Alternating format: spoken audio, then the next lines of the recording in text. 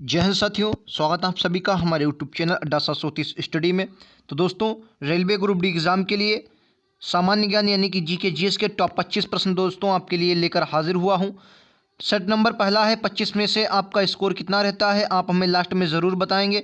और ऐसे ही लगातार प्रश्नों के लिए आप हमारे चैनल को सब्सक्राइब कर लेंगे। वीडियो पसंद आए तो लाइक से सब्सक्राइब जरूर करें, वीडियो ना पसंद आए तो डिसलाइक कर दें, ठीक है। चलिए, पहला प्रश्न आपकी स्क्रीन पर ये रहा। प्रश्नों को ध्यान से पढ़िए और राइट आंसर दीजिए। और बहुत ही बेहतरीन प्रश्न है। कह रहा, शेरशाह के बाद और अकबर से पहले दिल्ली पर राज करने वाला हिंदू राजा का नाम क्या था? बताना है। शेरशाह के बाद और अकबर से पहले। आपको पता होगा कि शेरशाह के बाद हालांकि हुमायूं गद्दी पर बैठे थे, लेकिन हुमायूं ऑप्शन में है नहीं, तो आपको बताना है। देखिए, आपने पता होगा अकबर 1556 में गद्दी पर बैठता है, ठीक है। बहुत अच्छे से ये बात आपको पता होगी, ठीक है। लेकिन आपको पता होगा 1556 में ही पानीपत का दूसरी युद्ध होता है। और पानीपत का जो द्वितीय युद्ध होता है वो किसके किसके मध्य होता है? हेमू और अकबर के बीच। तो राइट आंसर क्या होगा? विकल्प उत्तर ए इस क्वेश्चन का बिल्कुल करेक्ट आंसर, ठीक है। पहला इस क्वेश्चन का बिल्कुल करेक्ट आंसर होगा हेमू। हेमू ये 22 लड़ाइयाँ लड़ चुका था और एक भी लड़ाई कहते हैं या नहीं हारा था। और ये अंत में पानीपत के जो द्वितीय युद्ध हुआ इसमें भी ये लड़ाई नहीं हारा था, लेकिन अचानक इसके एक तीर आकर आँख में लग गया और इसकी जो जीत थी, जो जय थी, वो पराजय में बदल गई। राइट आंसर हेमू होगा, ठीक है। नेक्स्ट प्रश्न आपकी स्क्रीन पर ये रहा। राइट आंसर कह रहा क्या है कि निम्नलिखित में से कौन विद्युत का काफ़ी अच्छा चालक है? बोलेंगे विद्युत का काफ़ी अच्छा चालक कौन है, इनमें से बताना है आपको। विद्युत का काफ़ी अच्छा चालक कौन सा है? माइका, ग्रेफाइट, बेलेलाइट या शुष्क वाई? तो आपको दोस्तों याद रखना है, क्वेश्चन का राइट आंसर ग्रेफाइट होगा, ठीक है। और ग्रेफाइट बताने किसका अप्रूप है, क्वेश्चन बताना है ग्रेफाइट किसका अप्रूप है, ठीक है। नेक्स्ट प्रश्न कह रहा, उत्तरी ध्रुव में भारत के अनुसंधान केंद्र का नाम क्या है? दक्षिण गंगोत्री, मैत्री, हिमाद्री या उपयुक्त में से कोई नहीं? तो आपको याद है दक्षिण गंगोत्री है तो अंटार्कटिका में है, तो राइट आंसर क्या होगा? हिमाद्री। हिमाद्री जो है ये उत्तरी ध्रुव में भारत के अनुसंधान केंद्र का नाम है। याद रखेंगे, ऐसा प्रश्न आपके एग्जाम में 10 बार पूछा गया, ऐसे प्रश्न आपके एग्जाम में देखने को मिलेंगे, ठीक है। चलिए दोस्तों, अगला प्रश्न आपकी स्क्रीन पर ये रहा। कह रहा, हर्षवर्धन के राज्यकाल में एक बड़ा बौद्ध मठ कहाँ पर स्थित हुआ? अच्छा, कई बार आपके एग्जाम में आया हर्षवर्धन किसका मतलब किस धर्म से संबंधित थे, तो आपने पढ़ा होगा ये बौद्ध धर्म से संबंधित। किससे? बौद्ध धर्म से। लेकिन बौद्ध धर्म में भी एक क्वेश्चन बनता है कि बौद्ध धर्म की किस शाखा से संबंधित थे। ये कई बार क्वेश्चन बना है। ये क्वेश्चन कम पूछा जाता है कि किस धर्म से संबंधित है, बल्कि यही क्वेश्चन पूछ लेता है एग्जामिनर कि वो बौद्ध धर्म की किस शाखा से संबंधित थे। तो आपको याद है बौद्ध धर्म की महायान शाखा से संबंधित थे। आपको पता होगा कि बौद्ध धर्म 2 भागों में बटा हुआ था, महायान और हीनयान में। लेकिन आपको याद रखना है दोस्तों, जो हर्षवर्धन थे वो महायान शाखा के थे, याद रखेंगे। और कह रहा सबसे बड़ा बौद्ध मठ तो कहाँ बताएंगे? नालंदा में। राइट आंसर चौथा होगा, नालंदा में सबसे बड़ा बौद्ध मठ इन्होंने बनवाया था, याद रखेंगे। बहुत ही बेहतरीन प्रश्न है। कमेंट बॉक्स में आपको ये बताना है कि चलिए मैं ही बता देता हूँ हर्षवर्धन के आपके बारे में। याद रखना हर्षवर्धन के जो उनका संरक्षण मतलब बाणभट्ट इनके दरबार में रहते थे, बाणभट्ट, ठीक है। बाणभट्ट ने क्या किया था? हर्षचरित्र लिखी थी। क्या लिखी थी? हर्षचरित्र। अच्छा, हर्षवर्धन ने प्रियदर्शिका, हर्षवर्धन की खुद इन्होंने 3 पुस्तकें लिखी, प्रियदर्शिका, रत्नावली, प्रियदर्शिका, ये इनकी क्या है? ये पुस्तकें हैं किसनी? हर्षवर्धन ने। याद रखेंगे, ऐसे प्रश्न आपके एग्जाम में आते हैं। और बुद्ध चरित्र किसने ली? हर्षचरित्र जो लिखी थी, हर्षचरित्र कौन सी? हर्षचरित्र जो लिखी थी वो किसने लिखी थी? बाणभट्ट ने, ठीक है। ये इनके दरबारी कवि थे। याद रखेंगे, ऐसे प्रश्न आपके एग्जाम में आएंगे तो गलत नहीं करेंगे। एक और प्रश्न लीजिए। अगला प्रश्न कह रहा है चोल वंश का अंतिम शासक कौन था? ये बहुत बार आपके एग्जाम में आया है, तो मैं आपको बता देता हूँ। देखिए, इसमें थोड़ा गड़बड़ है, मैं आपको बता देता हूँ। इसमें ऑप्शन गलत दिए गए, फिलहाल मैं बता देता हूँ। चोल वंश का अंतिम शासक अगर आपके एग्जाम में पूछा जाता है तो आप क्या बताएंगे? राजेंद्र चोल था। क्या था? राजेंद्र चोल था, ठीक है। राजेंद्र चोल नहीं, राजेंद्र तृतीय। क्या था? राजेंद्र मतलब राजेंद्र चोल तृतीय जो था, राजेंद्र तृतीय, ये क्या था? चोल वंश का अंतिम शासक था। देखिए, चोल वंश आपको 2 प्रकार से देखने को मिलेगा, एक पहले चोल और एक प्रावर्ती चोल। यानी कि 9वीं सदी में लगभग 900 के आसपास, 900 के पास जो बाद में चोलों की स्थापना हुई वो किसने की थी? विजया चोल ने की थी। किसने? विजया चोल ने की थी। याद रखें, विजया चोल ने इसकी स्थापना की थी। राजधानी इसने क्या बनाई? तो जो चोलों की राजधानी थी वो उरैयर थी, उरैयर, ठीक है, उरैयर थी। याद रखें, कौन सी थी? उरैयर। कमेंट बॉक्स में बताना है कि उरैयर प्राचीन काल में किसके लिए फेमस था, छाप देंगे, ठीक है। अच्छा, इतना क्लियर। एक बार और याद आपको याद है, राजा राज प्रथम जो है इनके बारे में याद रखना है। इन्होंने बृहदेश्वर में यानी कि राजेश्वर मंदिर जिसे आप कहते हैं बृहदेश्वर मंदिर, जिसे आप बृहदेश्वर मंदिर भी कहते हैं। क्या कहते हैं सर? देश्वर मंदिर भी आप कहते हैं, याद रखेंगे। ये इन्होंने ही बनवाया था, राजराजेश्वर प्रथम ने। पुलकेशर द्वितीय ये चालुक्य वंश के शासक थे, चालुक्य वंश के शासक थे, जिन्होंने नर्मदा नदी के तट पर हर्ष को पराजित किया था। किसने? पुलकेशर द्वितीय ने, चालुक्य शासक थे, याद रखेंगे। अगला प्रश्न आपकी स्क्रीन पर ये रहा, कह रहा बिहार सरकार द्वारा किस जिले में गंगा नदी के डॉल्फिन के लिए भारत की सबसे प्रथम वेधशाला स्थापित की गई है? कहां पर? पटना, भागलपुर, काटिया, नालंदा। राइट आंसर क्या होगा? बिहार सरकार द्वारा किस जिले में गंगा नदी डॉल्फिन के लिए भारत की प्रथम वेधशाला स्थापित की गई? तो याद रखेंगे भागलपुर। भागलपुर इस क्वेश्चन का राइट आंसर होगा। दूसरा क्वेश्चन का राइट आंसर बिल्कुल करेक्ट है, ठीक है। अगला प्रश्न, क्या प्रसिद्ध विद्वान अश्वघोष किसके काल में हुआ करते थे? देखिए, प्रसिद्ध विद्वान अश्वघोष की मैं बात करूं तो आपको याद रखना, अश्वघोष जो थे कनिष्क के दरबार में थे। किसकी? कनिष्क के। अच्छा, अश्वघोष की कुछ आपको याद रखना है कृतियां जिन्होंने जो रचना की। बुद्ध चरित्र जो कई बार आपके एग्जाम में आई, कौन सी? बुद्ध चरित्र, इन्हीं की ही है। किसकी है? बुद्ध चरित्र जो है ये किसकी है? ये आपकी इन्हीं की है, ठीक है। सूत्रालंकार एक याद रखना है, ठीक है। सूत्रालंकार कौन सी? सूत्रालंकार ये किसकी है? ये अश्वघोष की। ये बुक जो मैं ये वो कृतियां बता रहा हूं जो 10 बार पूछेंगे, ठीक है। अच्छा, अश्वघोष ये किसके दरबारी कवि थे? कनिष्क थे। कनिष्क के थे नहीं। अब अच्छा, कनिष्क के बारे में कुछ जानकारी। कनिष्क जो था ये बौद्ध धर्म का अनुयायी था। सबसे मोस्ट इंपोर्टेंट बात किसके? बौद्ध धर्म का। इसके समय में चौथी बौद्ध संगीत भी हुई थी, आपको याद रखना है। अच्छा, राजधानी कई बार आपके एग्जाम में कनिष्क की पूछेगी तो आपको याद है पुरुषपुर। पुरुषपुर इसकी राजधानी थी, जो फिर वर्तमान में आप पुरुषपुर राजधानी थी, जिसे आप वर्तमान में पेशावर के नाम से जानते हैं। क्या जानते हैं? पेशावर के नाम से जानते हैं। बौद्ध धर्म का अनुयायी था, पुरुषपुर राजधानी थी, याद रखेंगे। और किस धर्म का? शक संवत भी चलाया था, कुषाण धर्म का। ये मतलब कुषाण वंश से संबंधित था कनिष्क, याद रखेंगे। द्वितीय अशोक कहा जाता है क्योंकि बौद्ध धर्म का बहुत प्रचार प्रसार किया। अगला प्रश्न आपकी स्क्रीन पर ये रहा, क्या विश्व का सबसे ऊंचा कहा जाने वाला विश्व शांति स्तूप कौन सा है? वैशाली, नालंदा, राजगीर या पटना? तो राइट आंसर इसका क्या होगा? इस क्वेश्चन का राइट आंसर राजगीर होगा। इस पर हम ज्यादा चर्चा नहीं करेंगे। बेहतरीन प्रश्न है, आपके एग्जाम में यहां से प्रश्न बन सकता है। नेक्स्ट प्रश्न, अगला प्रश्न आपकी स्क्रीन पर यह रहा कि मौर्य वंश का अंतिम राजा कौन था? मैं आपको बता देता हूं, मौर्य वंश का अंतिम राजा बृहद्रथ था, जिसकी हत्या किसने की थी? कमेंट बॉक्स में बता देना है किसने की थी। तो क्या बोलेंगे? बताइए किसने इसकी हत्या की थी, बताएंगे क्या होगा राइट आंसर। चलिए नेक्स्ट प्रश्न, अगले प्रश्न पर चलते हैं। अगला प्रश्न आपकी स्क्रीन पर ये रहा, राइट आंसर क्या होगा? क्या पुस्तक कौन सी है? टू प्लाइज का लेखक कौन है? पुस्तक टू प्लाइज का लेखक कौन है, बताइए क्या होगा इस क्वेश्चन का राइट आंसर। राइट आंसर क्या होगा? याद रखेंगे विक्रम सेठ। विक्रम सेठ जो है ये टू प्राइज के पुस्तक हैं। पुस्तक के लेखक कौन है? याद रखेंगे कौन है? विक्रम सेठ। अच्छा, तो बृहद्रथ की हत्या किसने? पुष्यमित्र शुंग ने की थी। किसने? पुष्यमित्र शुंग ने की थी, याद रखेंगे। और इसने शुंग वंश की नींव भी डाली थी। अगला प्रश्न, क्या नायलॉन के आविष्कारक के साथ कौन था संबंधित है, बताएंगे। जो नायलॉन है इसके आविष्कारक के साथ कौन संबंधित है? जे नाइफ्रोस नाइपे, लुई पाश्चर, जॉन कार्वाट, वेलच एस केरोथस। क्या होगा राइट आंसर? तो आपको याद है नायलॉन जो है इसका राइट आंसर क्या होगा? वेलस एच केरोथस होगा, याद रखेंगे। चौथा इस क्वेश्चन का बिल्कुल करेक्ट आंसर है और बहुत ही बेहतरीन प्रश्न है। एक और प्रश्न आपकी स्क्रीन पर ये रहा, राइट आंसर क्या होगा? क्या सुब्रो कप का संबंध किससे है, बोलेंगे। सुब्रो कप का संबंध किससे है? ठीक है, कोपा अमेरिका। कोपा अमेरिका कैसे संबंधित है, बोलिए। कोपा अमेरिका राइट आंसर क्या होगा? सुब्रो कप जो है ये फुटबॉल से संबंधित है, याद रखें। किससे? फुटबॉल से संबंधित है, याद रखें। विजय हजारे ट्रॉफी क्रिकेट से संबंधित है, याद रखेंगे। अक्सर चर्चा में रणजी ट्रॉफी क्रिकेट से संबंधित है। ऐसे प्रश्न आपके एग्जाम में बनते हैं। राइट आंसर सुब्रो कप जो है ये फुटबॉल से संबंधित है, याद रखें। अगला प्रश्न, क्या कंप्यूटर के संदर्भ में पीडीएफ का पूर्ण रूप क्या है? दोस्तों वीडियो पसंद आए तो लाइक से सब्सक्राइब करना ना भूलें। अच्छे प्रश्न लगे ऐसे ही प्रश्नों के लिए आप हमसे जुड़ सकते हैं।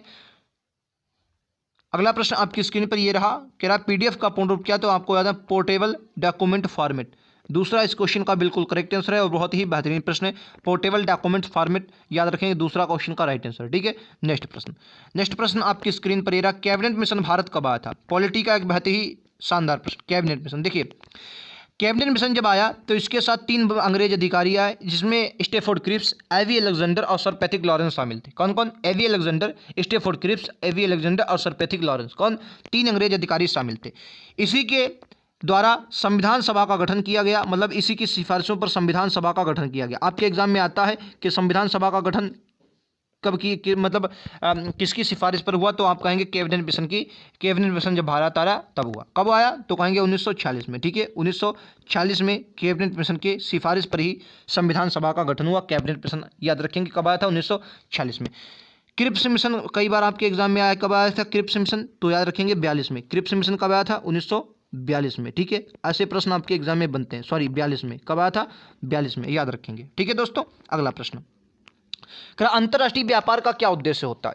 क्या हो उद्देश्य होता है कि अंतर्राष्ट्रीय व्यापार हो? राइट आंसर क्या है? तो आपको याद रखना, अंतर्राष्ट्रीय व्यापार जो होता है, अंतर्राष्ट्रीय व्यापार का मुख्य उद्देश्य राष्ट्रीय आय को बढ़ाना होता है। किसको? राष्ट्रीय आय को बढ़ाना होता है। अच्छा, राष्ट्रीय आय को बढ़ाना ही होता है, क्या होता है? मतलब राष्ट्रीय आय को बढ़ाना क्या होता है? अंतर्राष्ट्रीय व्यापार का मुख्य उद्देश्य होता है, ठीक है, याद रखेंगे। ऐसा प्रश्न आपके एग्जाम में बनता है। नेक्स्ट प्रश्न, क्या होम रूल लीग की स्थापना कब हुई? देखिए, होम रूल लीग की स्थापना कब हुई, ऐसा प्रश्न आपके एग्जाम में 110% बनेगा। होम रूल लीग की स्थापना कब हुई? तो बंगाली विभाजन ये तो आपका 1905 में हुआ था, बहुत दूर है, हटा दे देंगे, ऑप्शन से काट देंगे भैया। क्या जलियांवाला बाग हत्याकांड सब कब हुआ? 1919 में हुआ, ये तो गड़बड़ करेगा, बहुत अलग ही निकल गया। 1906 के कांग्रेस अधिवेशन के समय, भाई ये तो भी गलत। तो ऑप्शन आपका कौन सा बचा? प्रथम विश्व युद्ध के समय। देखिए, प्रथम विश्व युद्ध के समय कई गतिविधियां हुई, कौन कौन सी? सबसे पहले आपको याद है होम रूल लीग की स्थापना, एक आपके एग्जाम में कई बार पूछी गई। 1913 में आपको पता होगा गदर पार्टी की स्थापना करते हैं कौन? लाला हरदयाल। कौन से? लाला हरदयाल गदर पार्टी की स्थापना करते हैं कब? 1913 में। और इन्होंने अभी अपनी गदर पट्टिका निकाली थी, कहाँ से सर? गदर आंदोलन, जो गदर क्रांति थी, इसकी शुरुआत कहाँ से हुई? San Francisco. कहाँ से? सैन फ्रांसिस्को, अमेरिका से इसकी शुरुआत हुई। आपको याद है कहाँ से? अमेरिका से शुरुआत हुई। एक और प्रश्न याद रखेंगे, प्रथम विश्व युद्ध के दौरान ही कहाँ पर कहेंगे आप? अफगानिस्तान वाले इलाके में, आपको याद रखना, अफगान में किसने को तो कहेंगे अफगानिस्तान वाले इलाके में किसने भाई साहब? महेंद्र प्रताप ने। किसने? महेंद्र प्रताप ने अस्थायी सरकार की स्थापना, मतलब अस्थायी सरकार की नींव भी डाली थी, ये भी बात आपको याद रखनी। तो ये जितनी भी गतिविधियां हुई प्रथम विश्व युद्ध के समय ही हुई थी, याद रखेंगे। ऐसे प्रश्न आपके एग्जाम में बनते हैं, ठीक है। नेक्स्ट प्रश्न, क्या निम्नलिखित में से एक और, हाँ, ये 1906 का अधिवेशन आपके लिए बहुत इंपॉर्टेंट है, इसके बारे में आपको जरूर पढ़ना है। इसमें स्वराज शब्द की मांग की गई थी प्रथम बार, और स्वराज शब्द की मांग किसने की थी? अभी अगले ऑप्शन, अगले क्वेश्चन में आपको बताऊंगा। अगला प्रश्न, क्या निम्नलिखित में से कौन सी भाषा अधिकांश स्थानीय लोगों द्वारा बोली जाती है और इसे कस्टेलनेवो मतलब कस्टेलनो भी कहा जाता है? क्या कहा जाता है? कस्टेलनो भी कहा जाता है। बताइए, कस्टेलनो भी कहा जाता है, ये अधिकांश लोगों द्वारा बोली जाती है, तो क्या होगी? स्पेनिश। स्पेनिश इस क्वेश्चन का राइट आंसर है, तीसरा राइट आंसर हो जाएगा, ठीक है, स्पेनिश बोली जाती है। नेक्स्ट प्रश्न आपकी स्क्रीन पर ये रहा, राइट आंसर क्या रहा? क्या भारतीय गणराज्य में एक केंद्र शासित प्रदेश के प्रशासनिक प्रमुख को क्या कहा जाता है? अगर भारतीय गणराज्य है और केंद्र शासित प्रदेश में प्रशासनिक है तो उसको हम उपराज्यपाल की संज्ञा देते हैं। क्या कहते हैं? उपराज्यपाल की संज्ञा दी जाती है। ये इस क्वेश्चन का बिल्कुल करेक्ट आंसर होगा, और बहुत ही बेहतरीन प्रश्न है, ठीक है, पॉलिटी का एक बेहतरीन प्रश्न। अगला प्रश्न, क्या भारतीय पुनर्जागरण के पिता के रूप में किसे महापुरुष को जाना जाता है? राजा राम मोहन राय, लाला लाजपत राय, भगत सिंह या वीजी तिलक? तो याद रखेंगे इस क्वेश्चन का राइट आंसर राजा राम मोहन राय होगा। राजा राम मोहन राय के सबसे पहले आपको याद रखना 1815 में इन्होंने आत्मीय सभा का गठन किया था। किसका सर? आत्मीय सभा का गठन किया था। आत्मीय सभा याद रखेंगे, किसका? तो कहेंगे आत्मीय सभा। एक मिनट मैं लिखता हूँ, 1815 में क्या किया सर? आत्मीय सभा का गठन, याद रखेंगे, आत्मीय सभा का गठन, ठीक है, याद रखेंगे। 1828 में तो आपको पता ही होगा किसका गठन किया था सर? ब्रह्म समाज की स्थापना, ठीक है, याद रखेंगे। राजा राम मोहन राय, मिरातुल अखबार, इनका बहुत बार आया है, सीधा एग्जाम में पूछेगा कि मिरातुल अखबार किसका है, तो क्या बताएंगे? मिरातुल अखबार का संबंध किससे है? अखबार, तो किसका है? मिरातुल अखबार किसका है? तो कहेंगे अखबार जो है मिरातुल अखबार, ये राजा राम मोहन राय का है। एकेश्वरवादियों का अंत इन्होंने लिखा था, एक ये भी आपको बहुत अच्छे से याद रखना है, आपके एग्जाम में बनता है। तो राइट आंसर क्या होगा? राजा राम मोहन राय। 1829 में विलियम बेंटिंक के साथ मिलकर सती प्रथा का अंत किया था, ये भी बात बहुत अच्छे से आपको याद रखनी है। नेक्स्ट प्रश्न, क्या हाल ही में चर्चा में रही जुकू घाटी कहाँ पर है? बोलेंगे जुकू घाटी कहाँ पर है? याद रखेंगे जुकू घाटी। बराक घाटी बहुत बार आई है, बराक घाटी अभी हाल ही में यूपीएसआई के एग्जाम में पूछी गई है, बराक घाटी। बताइए, एसआई के एग्जाम में पूछी गई है, तो आपको याद है जुकू घाटी नागालैंड। कहाँ पर? नागालैंड। और बराक घाटी ये कहाँ पर है? असम में। कहाँ पर सर? असम में है, आपको याद रखना। बराक घाटी कहाँ पर है? असम में। अच्छा, एक विश्व में घाटी पूछ लो, बहुत फेमस, बताइए, विश्व की एक घाटी जिसे किंटा घाटी के नाम से जाना जाता है, क्या कहा जाता है सर? किंटा घाटी। किंटा घाटी बताइए कहाँ है? तो आपको याद रखना है, ये किंटा घाटी जो है ये मलेशिया में आपको देखने को मिलेगी, मलेशिया में। अच्छा, क्यों फेमस है ये भी जान लीजिए, मलेशिया में है, और ये सबसे ज़्यादा मोस्ट इंपॉर्टेंट रबड़ के उत्पादन के लिए, किसके? रबड़ उत्पादन, और भैया एक रबड़ उत्पादन नहीं, और टिन उत्पादन के लिए भी, किसके? टिन उत्पादन, टिन उत्पादन, याद रखेंगे, किसके? टिन उत्पादन। तो याद रखेंगे मलेशिया की किंटा घाटी टिन उत्पादन और रबड़ उत्पादन के लिए जानी जाती है। बेहतरीन प्रश्न है, ऐसे प्रश्न एग्जाम में बने तो गलत भैया नहीं करके आना, ठीक है। अगला प्रश्न, क्या निम्नलिखित में से कौन सा पर्यावरण का एक अजैव घटक है? देखिए, मॉडल पेपर को समझने की मेरी कोशिश कीजिए। हिस्ट्री के प्रश्न, ज्योग्राफी के प्रश्न, पॉलिटी के 2-3 प्रश्न, हिस्ट्री के 3-4 प्रश्न, साइंस के 3 प्रश्न, करंट अफेयर्स के 2 प्रश्न, मतलब हर प्रकार से जिस प्रकार से आपके प्रश्न बन सकता है, इन 25 प्रश्नों के समावेश में पूरा मॉडल पेपर लेकर आया हूं, जैसा कि आपके एग्जाम में बन सकता है। राइट आंसर क्या होगा? पानी। पानी जो होता है ये अजैव घटक है, ठीक है, अजैव घटक है, याद रखें क्या है। राइट आंसर चौथा इस क्वेश्चन का होगा, पानी क्या है? एक अजैव घटक है। एक और प्रश्न, कर्पूरी देवी, देखिए करंट का क्वेश्चन है, कर्पूरी देवी जिनका हाल ही में निधन हो गया, उनका संबंध किस क्षेत्र से था? मधुबनी पेंटिंग, समाज सेवी, संगीत थी या पत्रकार थी? चलिए बता दें, राइट आंसर क्या होगा? मधुबनी पेंटिंग।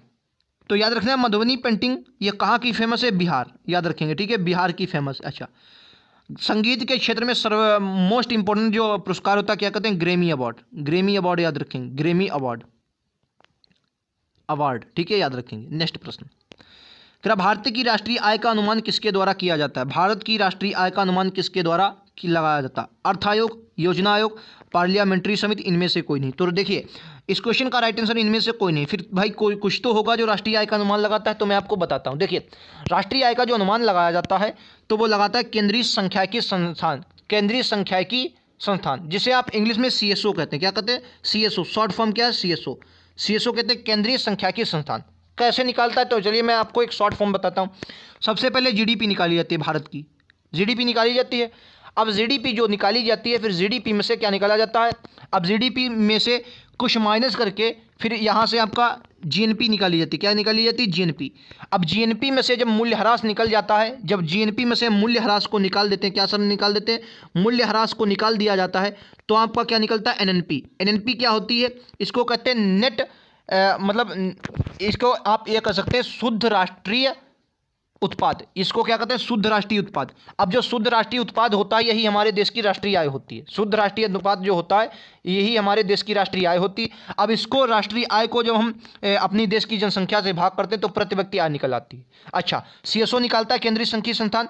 अब आपके एग्जाम में ये तो आपको खटक रहा होगा कि इसका सबसे पहले राष्ट्रीय आय का आकलन किसने किया था? तो याद रखेंगे सबसे पहले राष्ट्रीय आय का आकलन दादा भाई नौरोजी ने किया। किसने? दादा भाई नौरोजी ने किया था, आपको याद रखना, दादा भाई नौरोजी ने किया, ठीक है। और इन्होंने अपनी एक पुस्तक लिखी जिसको कहते हैं the poverty and British rule in India. The poverty, एक minute, the poverty and British rule in India, the poverty and British rule in India, ठीक है, ब्रिटिश रूल इन इंडिया, एक मिनट, रूल इन इंडिया, ठीक है, याद रखेंगे, rule in India. अच्छा, तो एक बार कई बार एग्जाम में प्रश्न ये भी आया है कि जब सबसे पहले राष्ट्रीय आय का अनुमान लगाया तो प्रति व्यक्ति आय कितनी थी? तो याद रखेंगे उस वक्त प्रति व्यक्ति आय कितनी थी? मात्र 20 रुपये। इन्होंने बताया कि मात्र 20 रुपये है और इसे धन निष्कासन का सिद्धांत भी कहा जाता है। याद रखेंगे, 2-3 बातें आपको याद रखनी है दादा भाई नौरोजी के बारे में, ठीक है।